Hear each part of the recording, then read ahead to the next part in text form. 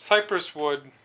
This wood is a little bit rare, but I think it's a totally undervalued wood. I have trouble getting it from my supplier, but it's very similar to swamp ash.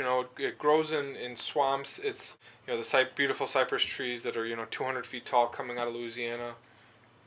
It's a nice wood. It is rot resistant. It's got some really great properties to it.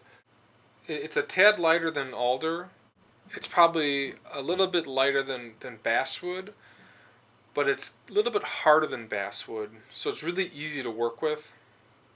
It does have a little bit of sap, which isn't great for your tools, but I think you can overcome that with the lightness and the tap tone. So you can hear the tap tone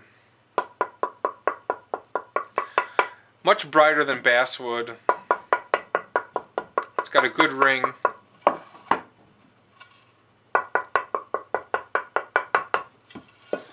Cypress is a little bit on the expensive side when you're comparing this to poplar or alder. A blank will cost you $30 to maybe $40 at wholesale before you're doing any machining. You'll see in the pictures here that piece was $32.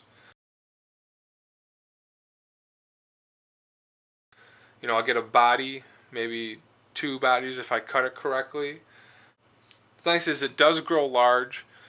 You do get larger lengths, so this is an 8-inch piece. The coloring is good. It looks good with a maple top, different types of tops. You can also use this as just a straight guitar body.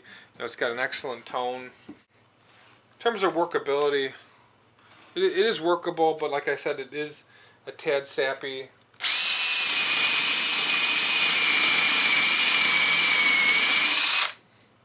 The bit does get slightly warm.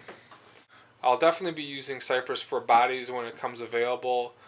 Definitely not for fretboards, necks, etc. You won't see this on acoustic guitar. It's very similar to swamp ash in that density. It is closed grain where swamp ash is open grained. It is a little bit expensive, but the uniqueness to it lends itself well to guitar bodies. You can just put an oil on it.